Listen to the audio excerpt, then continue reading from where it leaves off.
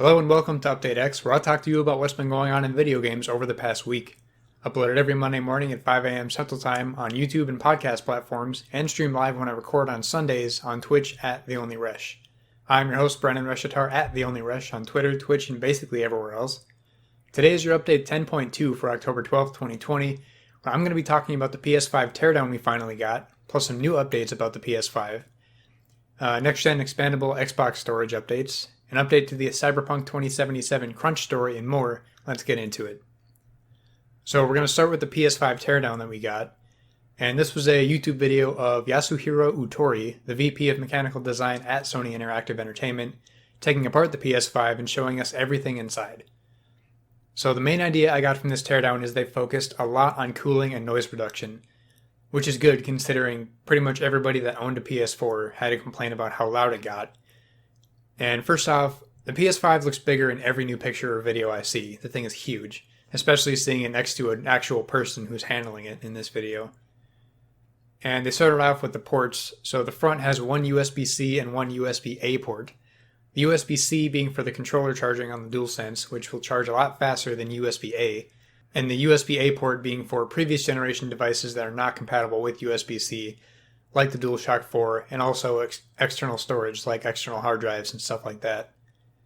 And the back side of the console has two more USB-A ports. It's got the LAN port, the HDMI port, and the back power port. So we don't really have a shortage of USB ports here, which is pretty good considering you can use it for your older controllers like DualShock. You can use it for more external hard drives. You can use it for even a webcam, a ring light, or a microphone, whatever you need to do. So it's good we have 4 total, including the USB-C. And then they say the 2 rows on the front of the console, those vertical sections between the side panels and the center, are both air vents. And the entire back side of the console is one big exhaust port. So again, their focus on cooling and heat management in this thing is really good to see. And then he takes off the base of the console that it's standing up on. And Twitter had a field day with this for some reason, because why not take the simplest thing and just blow it up? There's a screw that connects the base to the console, and to place the PS5 on its side, you have to remove the base, which means removing the screw. You can put the screw inside the base so you don't lose it. And then there's a cap to put over the screw hole that's in the bottom of the PS5. And in order to use the stand to set the console on its side, you have to rotate the stand because there's a different orientation when you put it on its side. And you have to line up these 2 hooks with a line that's on the side of the PS5 to attach it there to put it on its side. And then he takes off the side panels, and a lot of people had questions about these, and knowing how this works now got me pretty excited. So all you have to do to take the white side panels off the PS5 is you just lift the back corner of the panel and slide it off. So it's pretty simple to take those off, and this gives so much freedom for customization of the console. I'm extremely excited to see what some people create. We're probably going to get some special edition panels to buy at some point. And there's most likely going to be artists willing to customize your panels if you commission them. You can customize them yourself. There is a lot of room for personalization with the PS5, I think. The potential here is really cool, and I can't wait to see some dope designs soon. Hopefully some from Xbox Pope, who, if you don't know, is someone who designs custom console concepts, Xbox and PlayStation, on his computer. And he's on Twitter, Instagram, and probably other places at Xbox Pope. He makes some unbelievably cool designs, so check him out. And once the panel is off, we can see where the cooling fan is built in. And again, big focus on cooling for the PS5. The fan is a pretty decent size at 120 millimeters in diameter and 45 millimeters thick. And it can draw in air from both sides. There are also 2 dust catchers that you can vacuum out to get some of the dust out, which is pretty cool. Pretty easy way to get some cleaning done on the inside. Just take off a panel and then vacuum out those ports quick if your PS5 is starting to sound loud or kick out a lot of heat or something. And then we see how we'll be able to get additional SSD storage internally. It's got a M2 interface with PCIe 4.0 support installed, and you can get to that storage slot by taking off one of the side panels and removing a smaller panel inside, which is just held on by one screw. So not really difficult to get extra storage in the PS5. Not as easy as the Xbox Series X and S, just having an SSD card essentially that you can just plug into the back of the console, but still not really a difficult task for the PS5. The better part about PS5's internal storage expansion versus Xbox's storage expansion cards is there are many more options for PS5 since you can use some of the same SSDs that people put in their PCs. We will need to make sure that they are compatible with the PS5 games first, and Sony did say that they will have a list of which SSDs we can buy that work. And hopefully that comes around launch time or very soon after launch for people that are going to want more than the 664-ish usable gigabytes of storage on the PS5.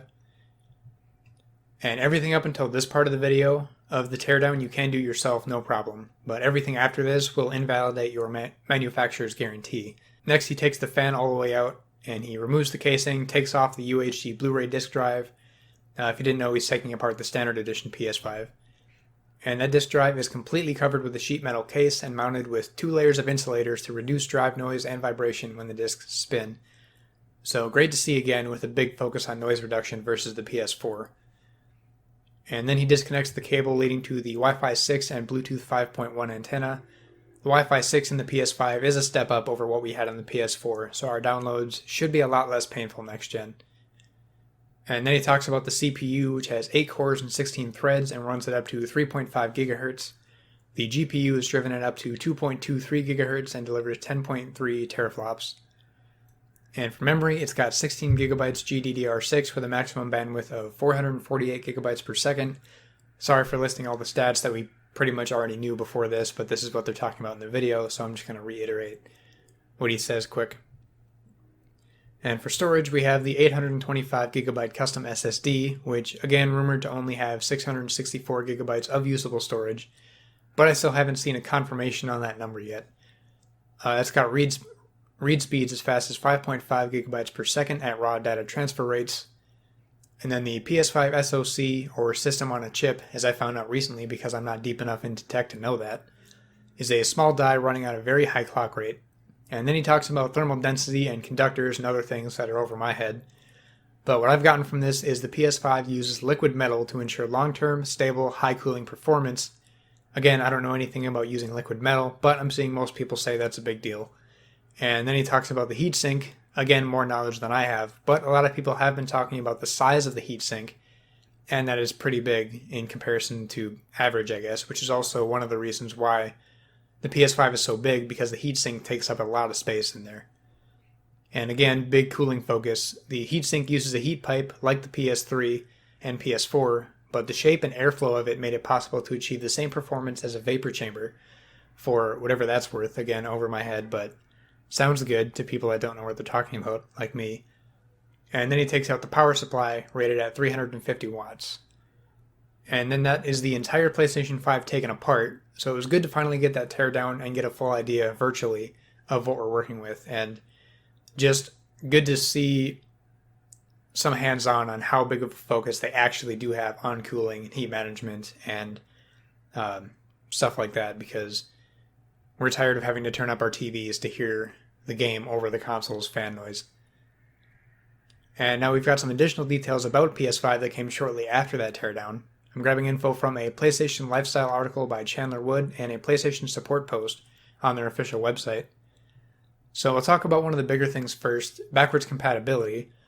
In the PlayStation support post, they confirmed that the overwhelming majority of the 4,000 plus PS4 games will be playable on PS5.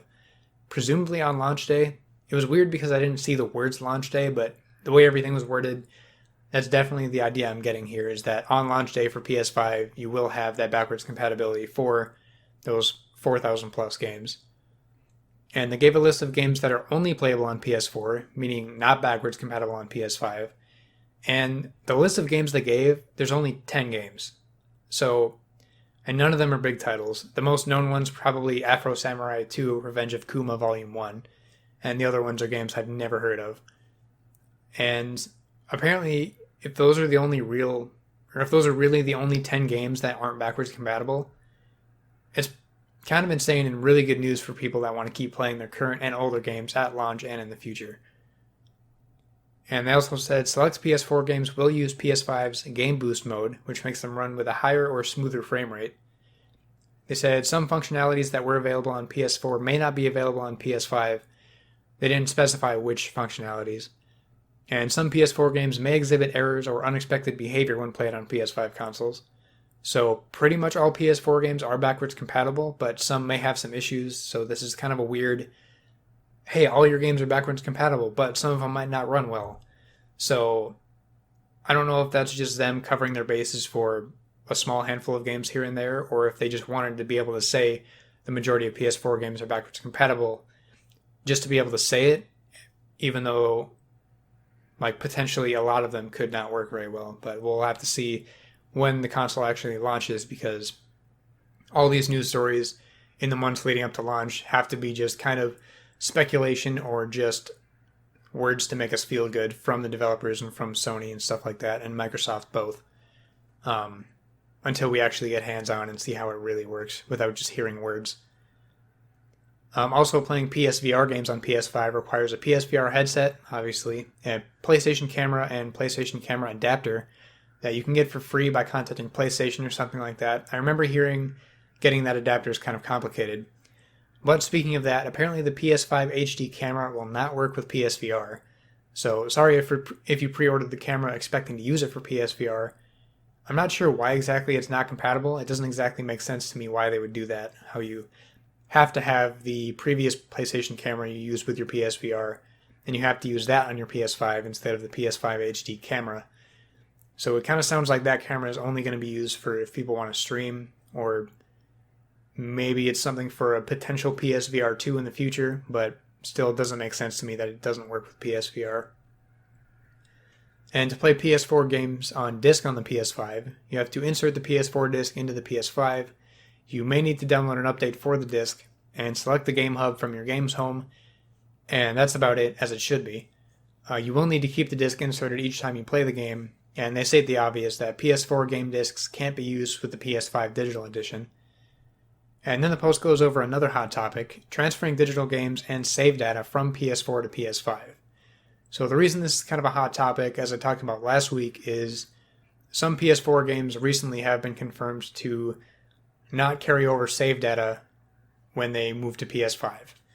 It's only like 2 or 3 games that I think came up last week, but it's still kind of concerning as to why that would be a thing when Xbox One to Xbox Series X or S save data transfers over just fine on those games, but not for PS4 to PS5. But according to this PlayStation support post, for the most part, you should be fine transferring your saves over.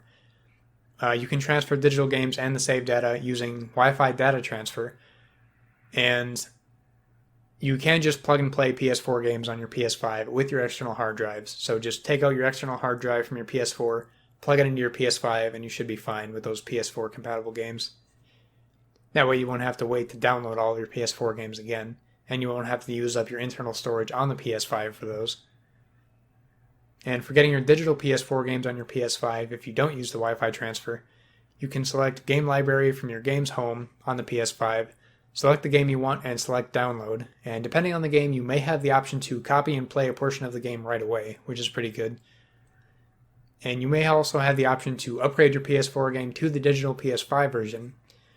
And some wording on the PS5 or the PlayStation support page that confused me a little bit was apparently some disc games for PS4 can be upgraded to the digital PS5 version. I'm not sure how that's going to work. They didn't really give much more information on that. Depending on the game, it may be free, it may require a purchase, or it may be a limited time thing for that upgrade. And internet connection is required for that. If you have the standard PS5, just sign into your existing account or create one, insert the PS4 disc, go to the Game Hub for the PS4 game, select the upgrade offer on the Game Hub, select download or purchase it if required. If you do it this way, you will need the PS4 disc every time you play it. For the digital PS5, sign in on your PS5, find the PS5 game in the store, go to its Game Hub, select the upgrade offer, and download or purchase. And we also got some info on compatible controllers for the PS5, the DualSense, of course, and the DualShock 4 and PlayStation officially licensed third-party gamepad controllers will work on PS5 consoles with supported PS4 games. Remember, the PS4 controller will not work with PS5 exclusive games, unfortunately, for some reason. They just said it won't. And specialty peripherals such as racing wheels, arcade sticks, and flight sticks will work with the PS5 games and supported PS4 games. Both the PS Move motion controller and PSVR aim controller will work with supported PSVR games on PS5. And one weird thing they say in this post is, for the best experience, use a DualShock 4 wireless controller when playing PS4 games and PSVR games on a PS5. I'm surprised it doesn't want you to use the DualSense when you're playing PS4 games, because why not? But I'm not sure why it would be any lesser of an experience to use the DualSense on PS4 games, but I wouldn't anticipate there would be any problems with that, but I would just say use the DualSense anyway because you have it. And you can also adjust the strength of controller vibration on PS5 consoles in your settings, which is kind of a cool new thing. Also, the Platinum and Gold wireless headsets, as well as third-party headsets that connect via USB port or audio jack, will work on PS5, so your headsets should be fine. But the Headset Companion app is not compatible with the PS5.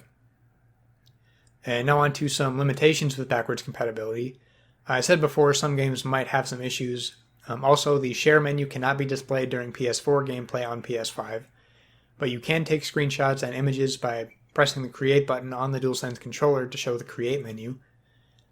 Also, you can use button shortcuts for recordings and screenshots, so it works essentially the same as the Share button on the PS4, but it's just called the Create button on the PS5. Also, HDR is automatically switched on for PS5, and to turn that off you have to select SDR in your settings.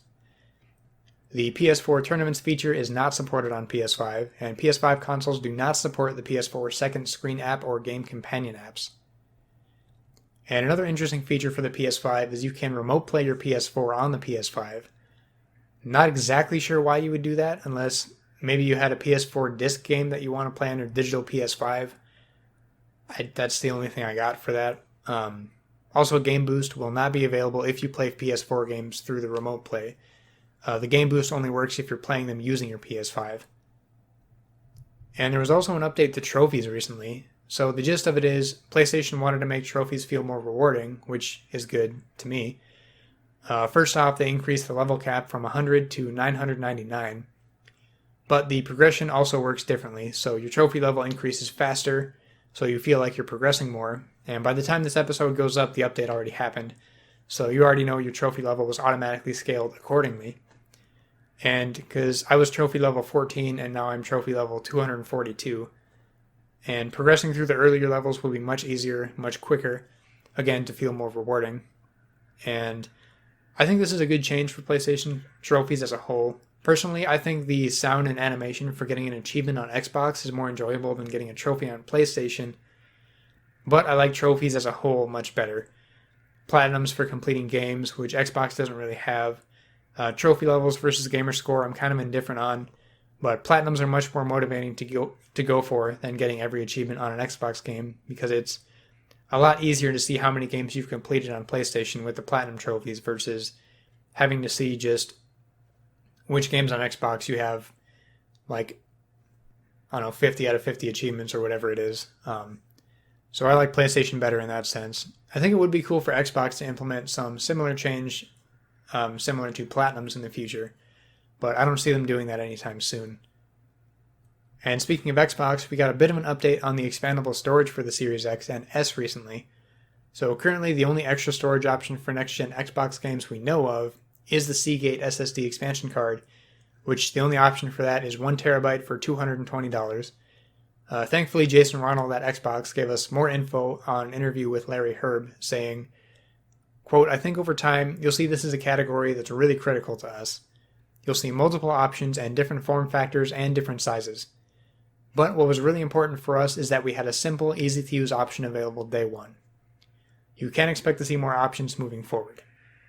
So glad to see this, because limiting options to consumers means prices can be higher with no competition, which is never a good thing.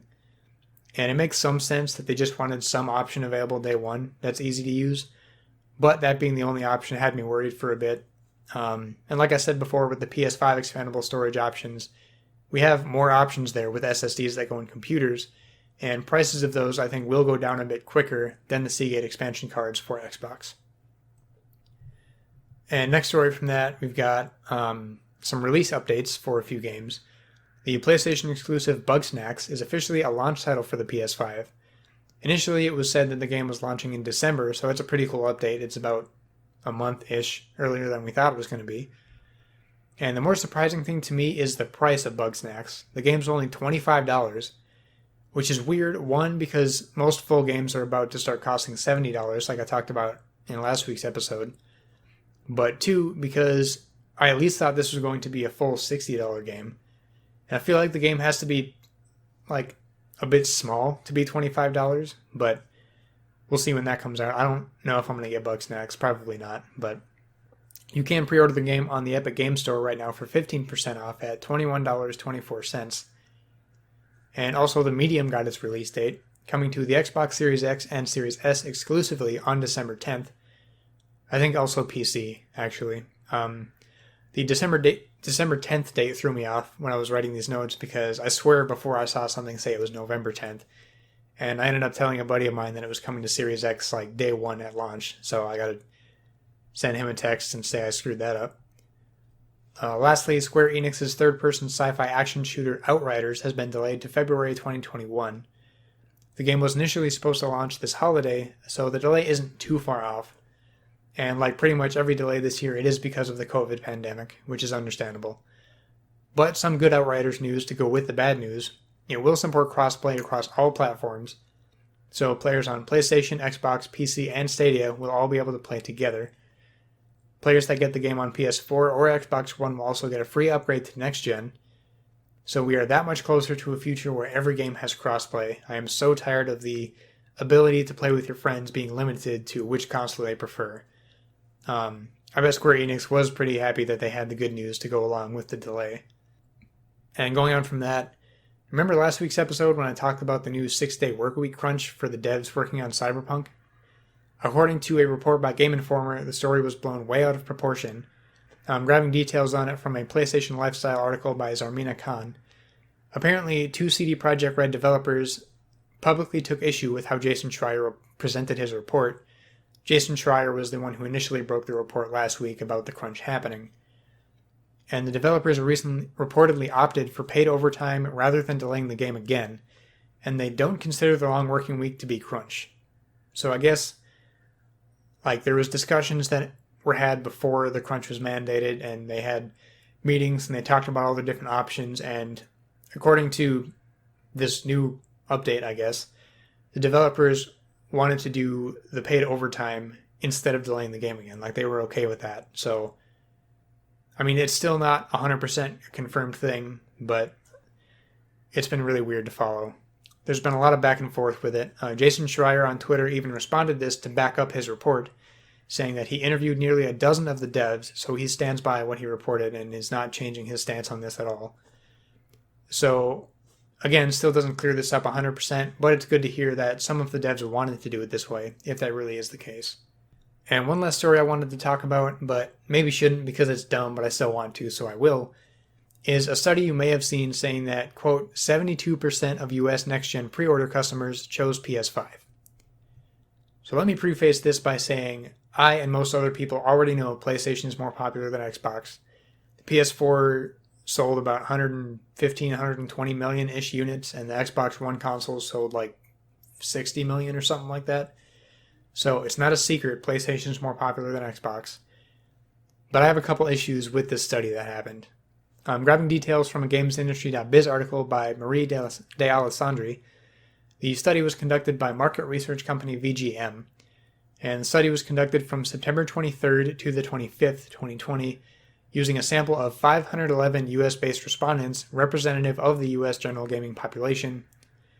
So my first small issue with this, the PS5 pre-orders went live September 16th or 17th, one of those days, and the Xbox pre-orders went live September 22nd. So this study was conducted 1 to 3 days after the Xbox pre-orders were available, so it's not a lot of time for people to even have the opportunity to pre-order, first of all. And my second issue with this, only 511 people were surveyed. Just over 500 people took part of this study, out of probably hundreds of thousands of people, if not over 1 million people, were trying to get these pre-orders in for launch day. So, also among these 511 people, only 15% of them successfully pre-ordered a console. So the number of people surveyed that got one is 77 people. So that 72% of pre-orders number comes from a sample size of 77 people. I'm not saying that I know more than this market research company, VGM. I'm not an expert. I don't conduct research. I don't conduct these studies. But I don't feel like I'm out of turn to say that 77 people is a good enough sample size to represent the entire community that's been trying to get these pre-orders. I won't discredit the study fully because of that, because the people that didn't get a pre-order did say which console they were trying to get, and 79% of those people either said they tried to get the physical or digital PS5. It was like 50-something% and 20-something% for physical and digital. So I'm not discrediting this company. I'm not saying I'm an expert. I just don't think 77 people or even 511 people can accurately represent the numbers of everybody who's been trying to do this. Yes, it very well could be accurate, but I just don't think these numbers should be touted as factual as people have been saying they are. And this guy came at me on Twitter for my thoughts on this because a PlayStation Lifestyle article posted on Twitter about this.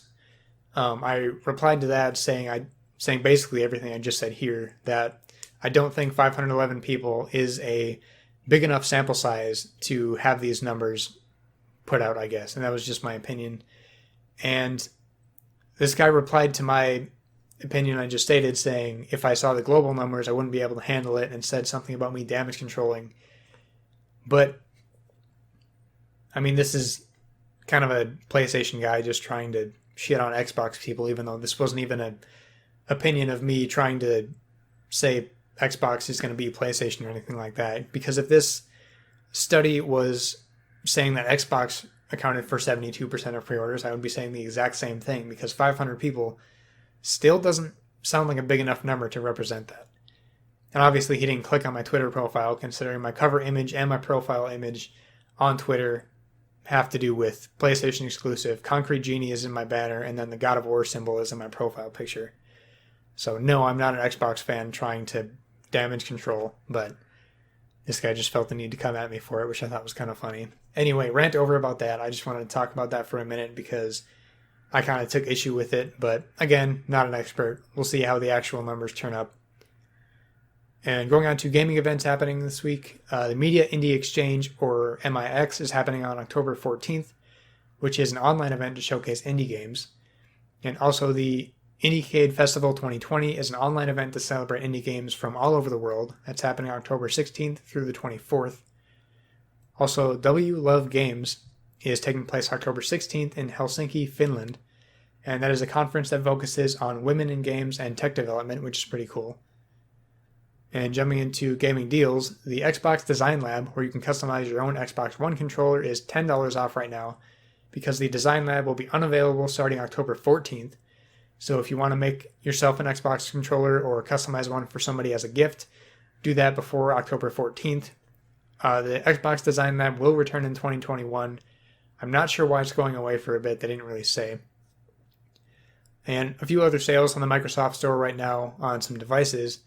Discounts on the Turtle Beach Elite Optic headset, the Power A Moga mobile gaming clip, Western Digital Black Game Drive, the Hyperkin Duke wired controller, and the Hyperkin S wheel wireless racing controller. There's all sales on those. And PlayStation's deal of the week is 75% off Assassin's Creed Odyssey and 80% off the Gold Edition until October 15th. PlayStation still has their Games of a Generation sale with up to 84% off some amazing games like Ghost of Tsushima, Star Wars Jedi Fallen Order, The Witcher 3, Overwatch, and more until October 15th.